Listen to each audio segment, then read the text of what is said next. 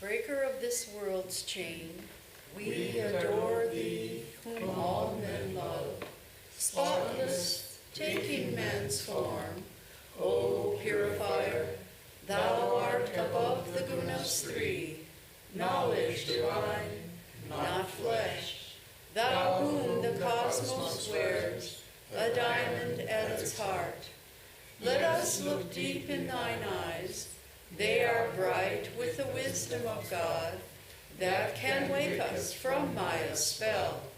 Let us hold fast to thy feet, treading the waves of the world to safety. O drunk with love, God drunken lover, in thee all paths of all yogas meet. Lord of the worlds, thou art ours, who wert born a child of our time, easy of access to us. O merciful, if we take any hold upon God in our prayer, it is by thy grace alone, since all thine austerities were practiced for our sake. How great was thy sacrifice, freely choosing thy birth in this prison, our iron age, to unchain us and set us free. Perfect, whom lust could not taint, nor passion nor gold draw near. O Master of all who renounce, fill our hearts full of love for thee. Thou hast finished with fear and with doubt, standing firm in the vision of God, refuge to all who have cast fame, fortune, and friends away. Without question thou shelterest us, and the world's great sea in its wrath seems shrunk to the puddle that fills the hoofprint in the clay. Speech cannot hold thee, nor mind, yet without thee we think not, nor speak. Love, who art partial to none, we are equal before thy sight. Taker away of our pain, we salute thee, though we are blind. Come to the heart's black cave, and illumine, thou light of the light.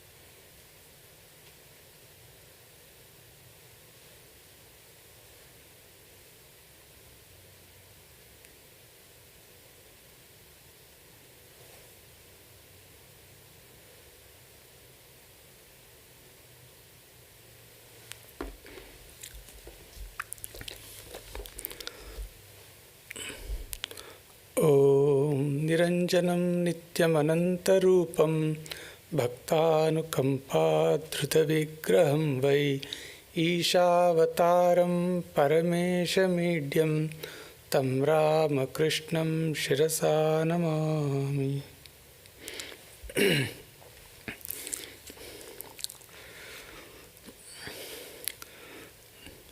Swami Vivekananda once said, Latu is the greatest miracle of Sri Ramakrishna. Having absolutely no education, he has attained to the highest wisdom simply at the touch of the Master. So this Swamiji was speaking about Latu Maharaj. So that is the name. Swami Adbhutanandaji is known among the devotee circle in our order. Swami Adbhutanandaji's life story is wonderful. Adbhuta in Sanskrit means wonderful. So his life story is really wonderful. He came from a very, very poor background, and he was unlettered and almost an orphan boy.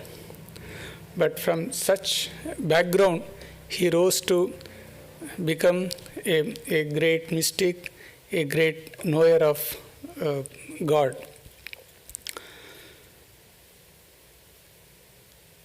His early name was Rakthuram. He was born in some village in Chapra district of Bihar. We do not know the exact date of birth, nor the actual place of birth, the name of the village or town, nor the name of his parents. Nothing is known. So, since his date of birth is also not known, how are we celebrating this birthday today? So, the thing is, today is actually according to our almanac, Hindu almanac, it is Maghi Purnima. That is the full moon day of the month of Magha. And this is considered a very auspicious day. Especially devotees take bath in sacred rivers like Ganga on this day, and also do many spiritual austerities on this day. So because this day is auspicious, our seniors maybe even during the time of direct disciples, they decided that Swami Adbhutananda's birthday be celebrated on this day, on this Maghi Purnima day. So that is how the tradition has come. But strictly speaking, we do not know his actual birthday. And only the name of the district in Chapra in Bihar he was born, and because of that we have a branch of the Ramakrishna Mission Center in that Chapra city. Then Swami Adbhutanandaji, he also never spoke about his early life. Many people tried to ask him about where he was born, where he grew up, his childhood experiences, but he would never give out the details. So usually sannyasins, they don't want to remind themselves about their early life, the pre-monastic life. So Latu Maharaj, he belonged to that group of monks. He would not tell anything. So if somebody asked him about those details, he will say, giving up all thought about God, why are you busy about such trifles? He would say. And another devotee expressed his desire to write his biography, Latu Maharaj's biography. So he asked his permission. So Latu Maharaj said, what is the use of writing my biography? You write the biography of Sri Ramakrishna and Swami Vivekananda. That will do good to the world. So that was his response. Then, but whatever little he said here and there, from that we come to know that his parents were very poor, and they somehow managed to make the ends meet. And very unfortunately, when he was just 5 years old, he lost both of his parents. So Latu Maharaj. And then one of his uncles, he took care of Latu Maharaj, but even his uncle, he had to come to Calcutta in search of his livelihood. So he living behind his native place. So he also brought this Latu Maharaj to Calcutta. And in Calcutta, after reaching Calcutta, this Latu Maharaj started searching for job here and there, and finally he landed up in the house of Ramachandra Datta, who was a devotee of Sri Ramakrishna. So Latu Maharaj got the job of a servant in that house. He was very hardworking and faithful, but at the same time he was very plain spoken. So sometimes people thought that he was very rude, but that was not the case. But he would say he was no respecter of persons. So everyone was equal to him. Even the friends of Ramachandra Datta were afraid of him. So he would say things right on their face. But in Ramchandra being a devotee, close devotee of Sri Ramakrishna, so a religious atmosphere pervaded his home. This greatly influenced Latu Maharaj, and very simple words of Thakur, which Ramchandra Datta repeated. So they had a profound influence on Latu Maharaj. So it is said that whatever he heard from Ramchandra Datta, he would repeat many years later before the devotees. So two sayings are given. So Ramchandra Datta said, one who is sincere and earnest about God realizes him as sure as anything. And another teaching, one should go into solitude and pray and weep for him, that is the Lord. Then and then only will he reveal himself. So such words of Ramchandra Datta had influence on Latu Maharaj. And Latu Maharaj, even at that time, he would lie down and cover himself with a blanket, and he would be crying. Okay, and the ladies of the household, they took pity on him, and they thought that probably he is reminded of his parents or his uncle and wants to go back home. That is why he is crying, but the real reason was something else. And then at Ram Babu's house, of course, he heard about Sri Ramakrishna, and he was very eager to meet him. But how to go? He was, after all, the servant in Ram Babu's house. But the opportunity came. Ramchandra Datta, once in a while, he used to send some things to Sri Ramakrishna, like vegetables or fruits or something for the Sri Ramakrishna's use. So Latu was appointed, given that job. He would carry those items from Ram Babu's house to Dakshineshwar. That is how he came to meet Sri Ramakrishna. And at the very first meeting, Sri Ramakrishna understood the spiritual potential of this village boy, and he also liked him. And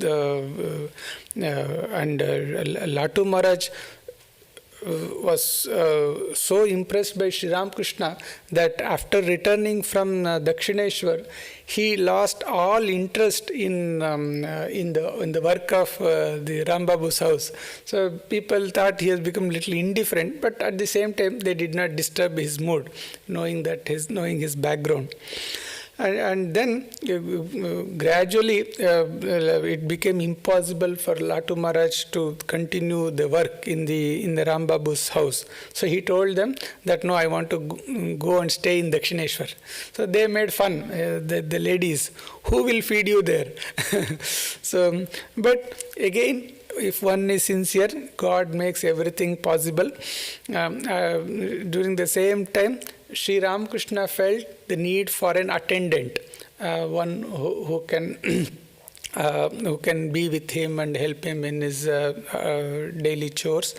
So Sri Ramakrishna told Ram Babu that it would be nice if Latu stays with me. So Ram Babu was also very happy to let Latu stay. So that is how Latu came to stay with Sri Ramakrishna. And Sri Ramakrishna would call Latu as Leto. Leto or Neto. So Swami Vivekananda, he further improved this. He made Leto as Plato. So then this when he was with Sri Ramakrishna, Latu Maharaj served Sri Ramakrishna very sincerely. He was just like Hanuman, just the way Hanuman served Sri Ramchandra, this Latu Maharaj served Sri Ramakrishna. He had no other goal or purpose in life, just to make Sri Ramakrishna happy. Whatever he said, his any word, anything, his mere wish was a command to Latu Maharaj. And he would strive hard to please Sri Ramakrishna. And Sri Ramakrishna also knew that he had his capacity, his spiritual potential. So he also started training him in spiritual disciplines. One day he found Latu Maharaj sleeping in the evening. Probably he was tired by the work of the day. So he was sleeping. So Sri Ramakrishna saw that, and he mildly reproved Latu, saying that, "Hey, what are you doing? If you sleep now, when will you think of God?" This much he said. So, but that was sufficient for Latu Maharaj. So he decided that I will not sleep at night at all. So he said that in the rest of his life, so he would take some short nap during daytime, but at night he will keep awake. So he will do japa or meditation, but he would not sleep. So that was his determination. And then Sri Ramakrishna trained in many ways, and one day when Latu was with him, Sri Ramakrishna asked him, "Do you know what God is doing now?" So Latu pleaded his ignorance. "I don't know."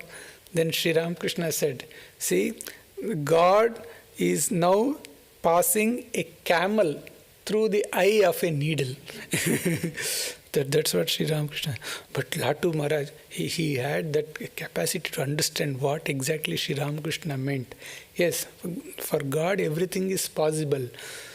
Now Sri Ramakrishna is doing that impossible thing with me. I am an unlettered, poor village boy. He is molding my life to become a saint, to become a realized soul.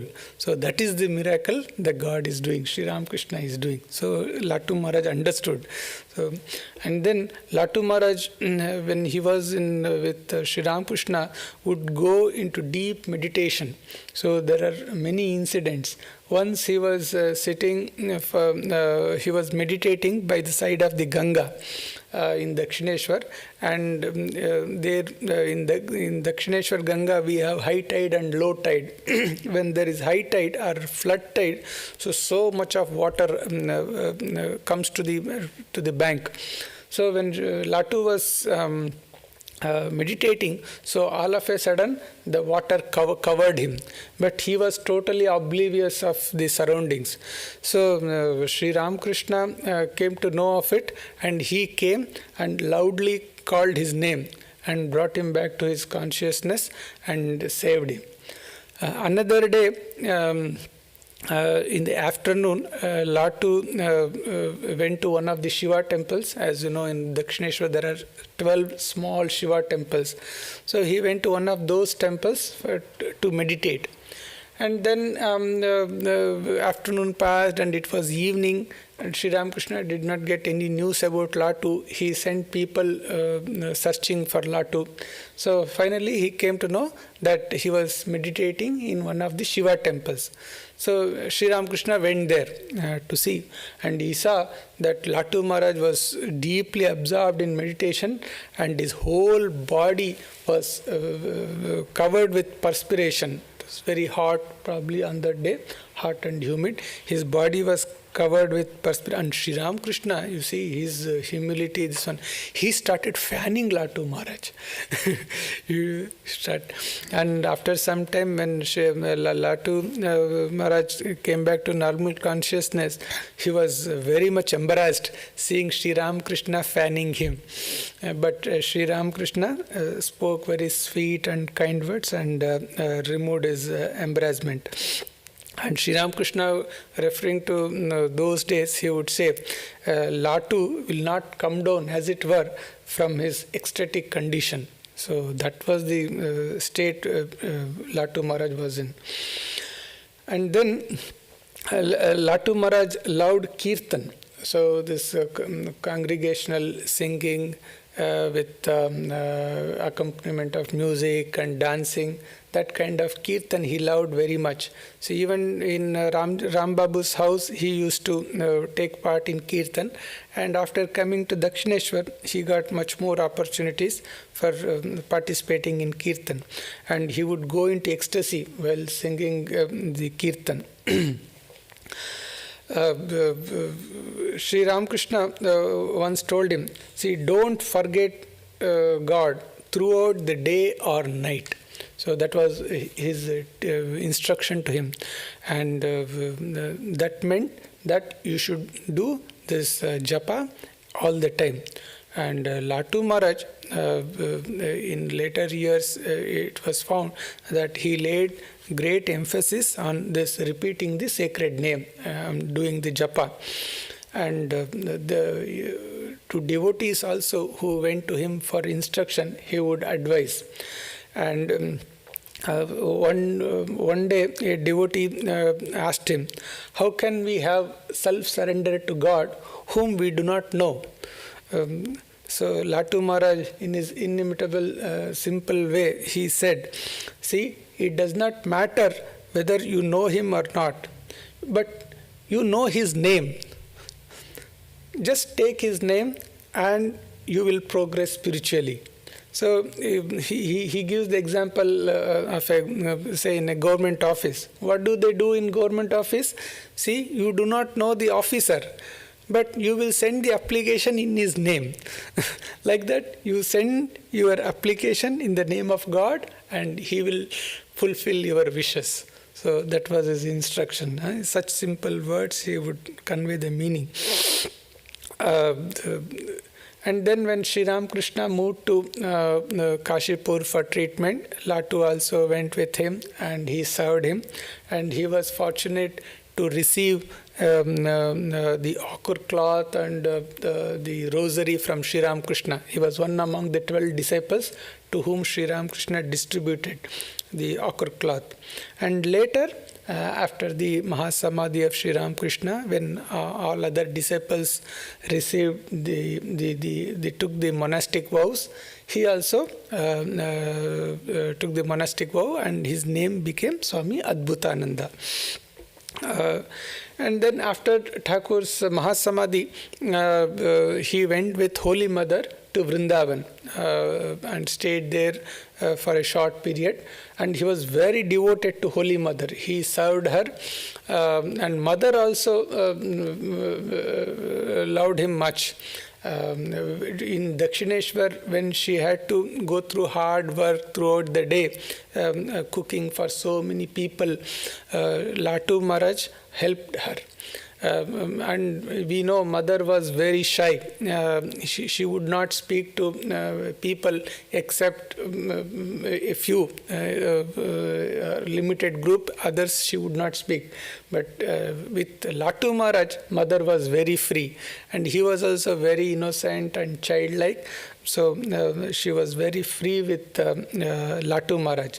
And Latu Maharaj also throughout his life had great love and regard for Holy Mother.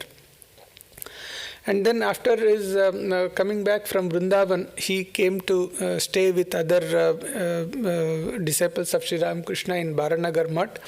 And there for about a year and a half, he underwent many spiritual disciplines. He would spend the whole night in meditation, and there was no fixed hours for his food or drink. So other disciples will have to would send food to his room, and they will see that the food which was sent in the morning would remain untouched until night. Okay, that was his condition. So whenever he felt hungry, he ate. Otherwise, he will go without food. And even when he was sick, he would not stop his spiritual practices. Once he was down with severe pneumonia.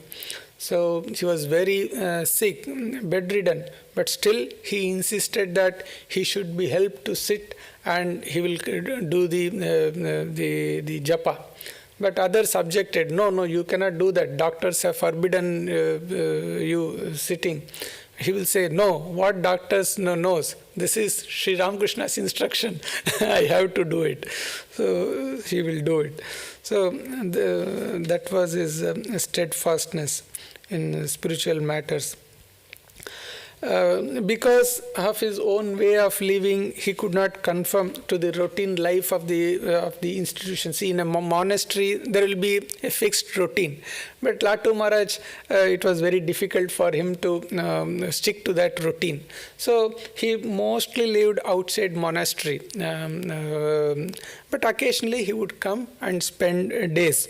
Once when he was in Belur Mutt, Swami Vivekananda had made a rule that every day in the early morning, maybe at 4 o'clock, the bell would be rung and everyone should get up and go to the temple for meditation.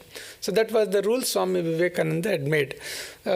Now one day, the very next day, this Latu Maharaj, he packed whatever little things he had and he wanted to leave the Belur Mutt.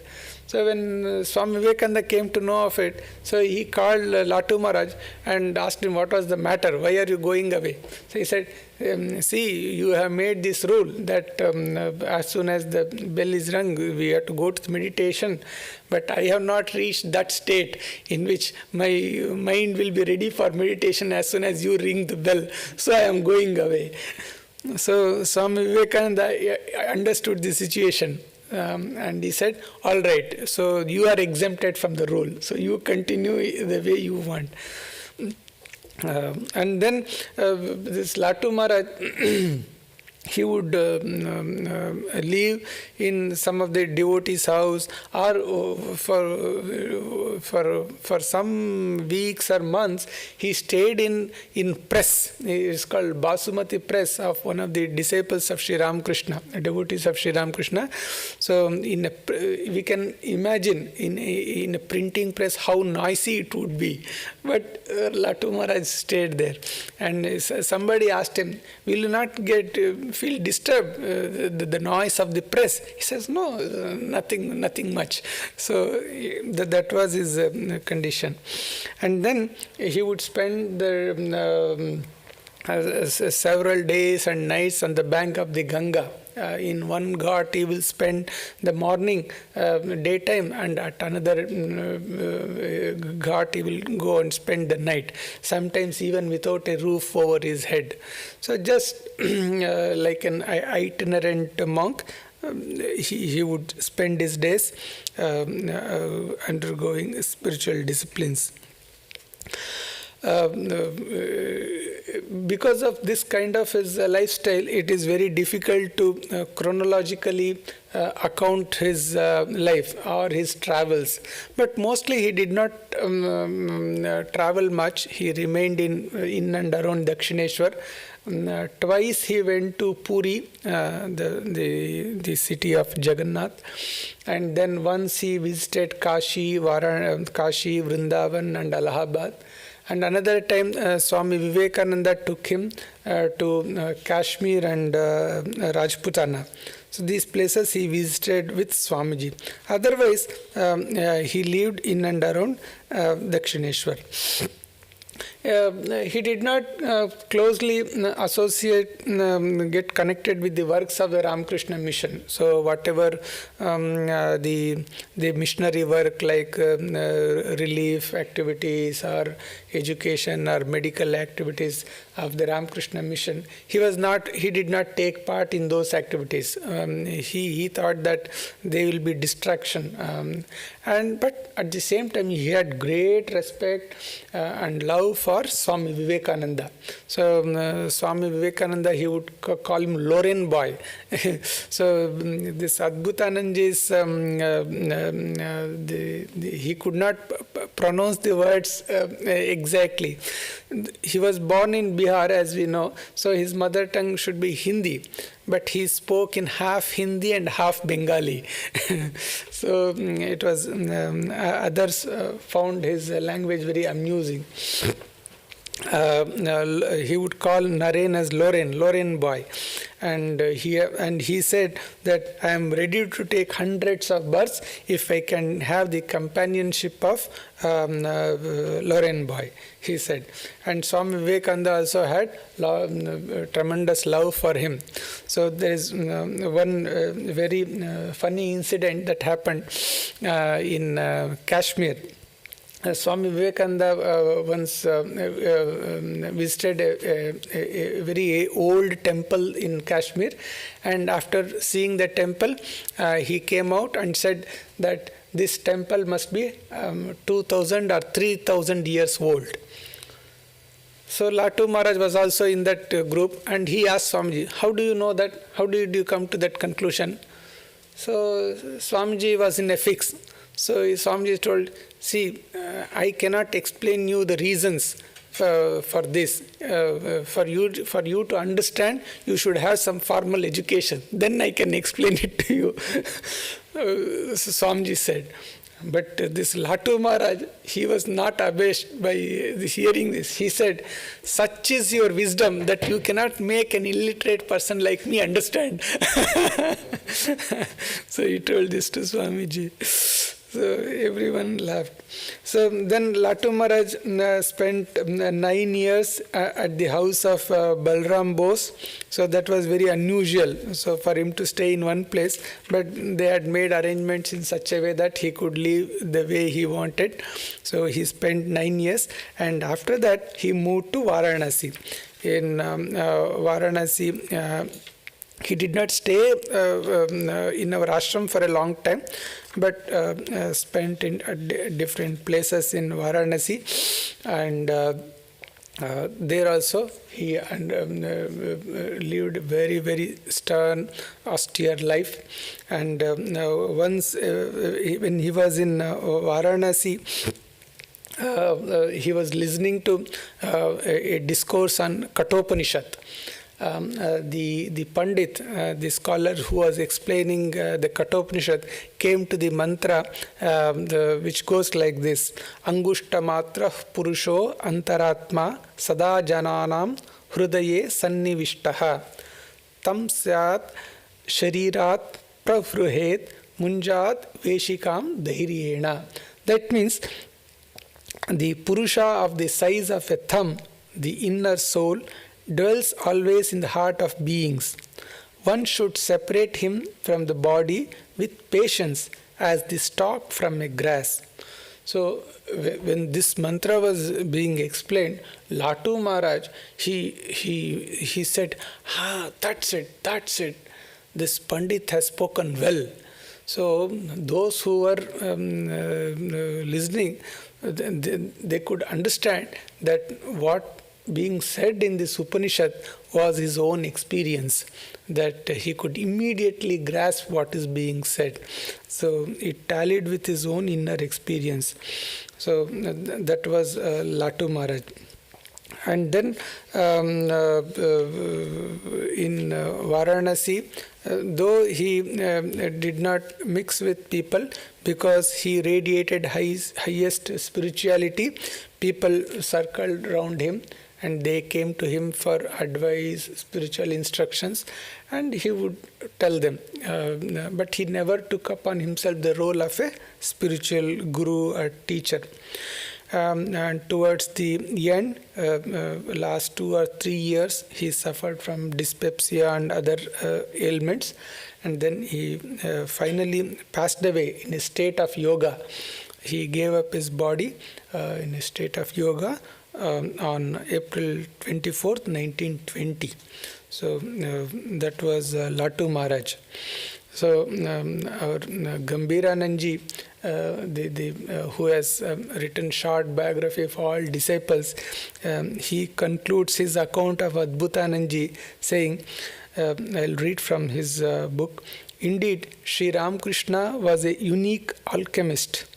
Out of dust he could create gold.